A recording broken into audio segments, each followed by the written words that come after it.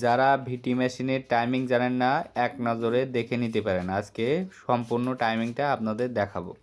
তো প্রথমে আমরা নিডেলটা পজিশন করব, দেখেন সোজাভাবে বসিয়ে দিয়ে। তো এরপরে আমরা নিডেল বার হাইট ঠিক করব, যার কারণে এই পাশের এই সাইডের স্ক্রুটা লুজ দিয়ে, দেখেন এই যে দেখা যাচ্ছে এই নিডেল বারের স্ক্রুটা লুজ দিতে হবে। এরপরে দেখেন লুজ দেওয়ার পরে আমরা ঠিক পরিমাণ মতো, দেখেন এখানে 13 মিলি হবে। তো এইভাবে বাড়ি দিতে দিতে নিডেল বার সম্পূর্ণ আপ করে অবশ্যই এইটা করবেন। দেখেন এখানে 13 মিলি মিলাই দিবেন। এই যে 13 মিলি আপ হবে নিডেল বার। তো এরপরে দেখব যে নিডেল বার প্লেটগুলো খোলার পরে দেখব যে নিডেল বার আসলে অ্যাঙ্গেল হয়েছে কিনা, কোনো দিক বেশি কম বেশি হয়েছে কিনা। সে কারণে দুইটা লুফার লাগাই নিতে হবে।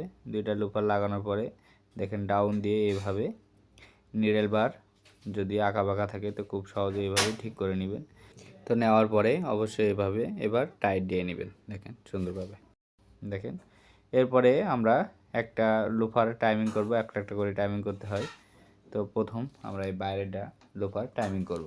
তো আমি আজকে একটাই দেখাবো। দেখেন এই লুফার আর নিডেলের দূরত্ব দিতে হবে 6 মিলি।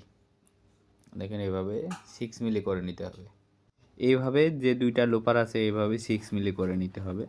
দেখেন তো এই যে 6 মিলি করার পরে এখন আমরা দেখব নিডেলে কোনো গ্যাপ আছে কি টাচ আছে সেগুলো ঠিক করব। দেখেন নিডেলটা মানে একটু গ্যাপ বেশি আছে, দেখেন যে। তো এখানে আমরা 0 0 করে নিতে হবে। দেখেন নো টাচ নো গ্যাপ হবে। তো সেইভাবে মানে টাইমিং করতে হবে। দেখেন তো এইভাবে সুন্দরভাবে হাত দিয়ে মিলিয়ে নিতে পারবেন। দেখেন নিয়ে টাইট দিবেন, মানে একটু আগানো, যেহেতু লোফারের হোল্ডারের স্ক্রু লুজ আছে তো আগান পিছন করা যাবে একটু দিক। তো এরপরে দেখেন আমি দেখাবো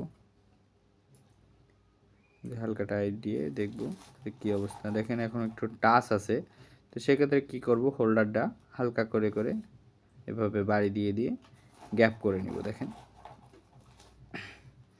তো গ্যাপ করার পরে এখন দেখেন টাইমিংটা নো টাচ নো গ্যাপ, এই যে নো টাচ নো গ্যাপ। তো এভাবে করে এবার হোল্ডারটা টাইট দিয়ে নিব। দেখেন মেজারমেন্ট যদি ঠিক থাকে দুইটার তো সেক্ষেত্রে কিন্তু লুফার নিডেলের আই পজিশনের 1 মিলি উপর দিয়ে যাবে। দেখেন 1 মিলি উপর দিয়ে যাচ্ছে। তো এরপরে আমরা দেখব অ্যাবোর্ডিংয়ের কী অবস্থা। দেখেন অ্যাবোর্ডিংও কিন্তু ঠিকভাবে পাচ্ছে। লুফারের 3 একাংশ কিন্তু অ্যাবোর্ডিং পাবে। এই যে দেখেন দুইটা কিন্তু অ্যাবোর্ডিং একই নিয়মে পাচ্ছে। তো এরপরে আমরা নিডেল গার্ড ঠিক করব। দেখেন এই যে নিডেল গার্ডের স্ক্রু লুজ দিয়ে খুব সহজে এখান থেকে আগানো পিছানো করা যাবে। দেখেন আমার নিডেল গার্ডটা সুন্দরভাবে মেলাতে হবে। দেখেন 0 0 করে দিতে হবে, দুইটা যেন সমানভাবে নিডেল গার্ড পায়, দুইটা নিডেলের জন্য সমানভাবে পায়। এই যে এভাবে আপনারা চেক দিয়ে দেখবেন অবশ্যই। এটা নিডেল গার্ড মেলানো একেবারে সোজা, এভাবে নো টাচ নো গ্যাপ থাকবে। দেখেন এখন নিডেল গার্ড কিন্তু ঠিকভাবে পাচ্ছে।